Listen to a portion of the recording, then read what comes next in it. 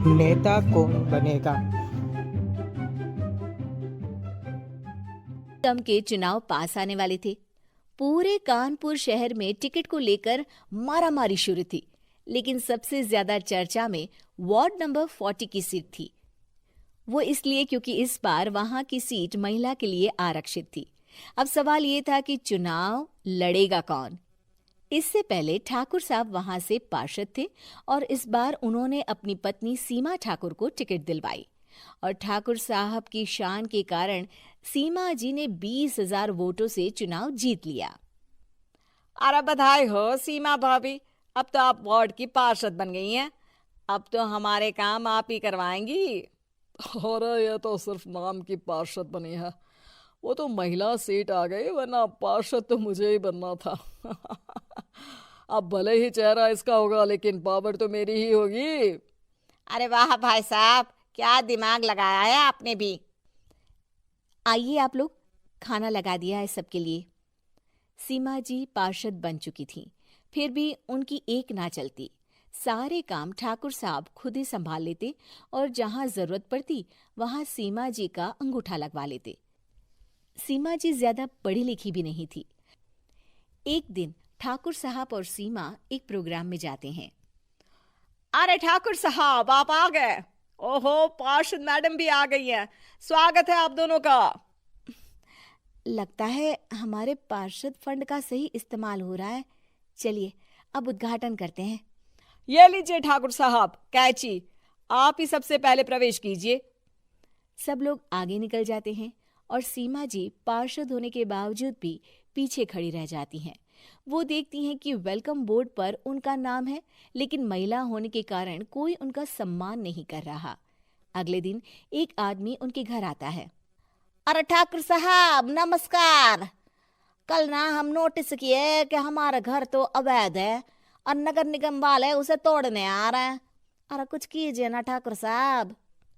देखो भाई, मैं तो ज्यादा कुछ कर नहीं सकता, पर अगर तुम सबकी जेब गर्म कर दो तो कुछ हो सकता है। कुल मिलाकर 4 लाख लगेंगे। अरे 4 लाख ठाकुर साहब? अरे भाई, मैं अपने लिए नहीं मांग रहा हूँ। दरोगा है, इंजीनियर बाबू है, बड़े साहब है, सबको देना पड़ता है ना थोड़ा थोड़ा।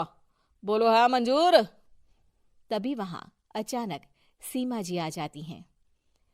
अरे ये आप क्या कर रहे हैं?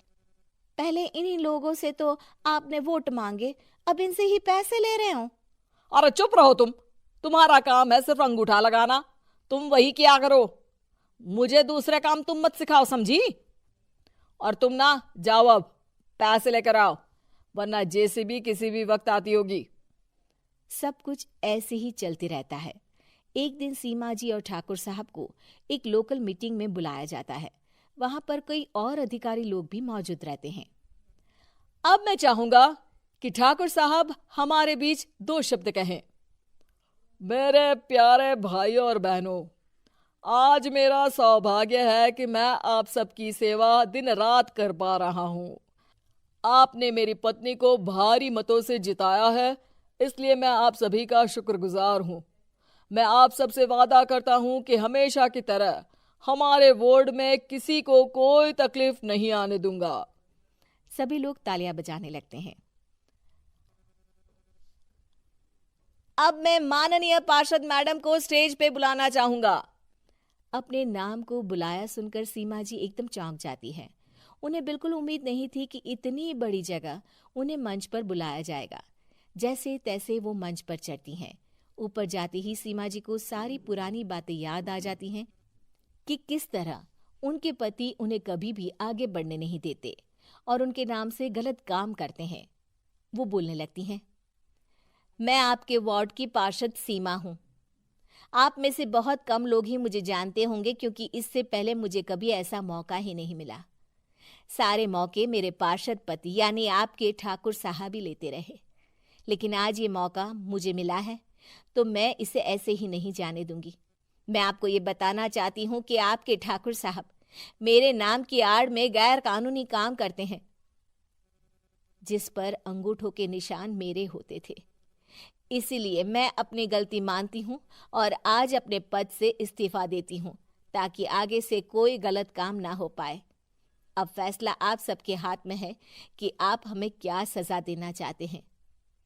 सीमा जी की बातें सुनकर ठाकुर साहब के चेहरे का रंग उड़ जाता है और वो शर्म से मुंह नीचा करके वहां से चले जाते हैं और पद से इस्तीफा देकर ही सही सीमा जी अपने आप में आत्मविश्वास महसूस करती हैं।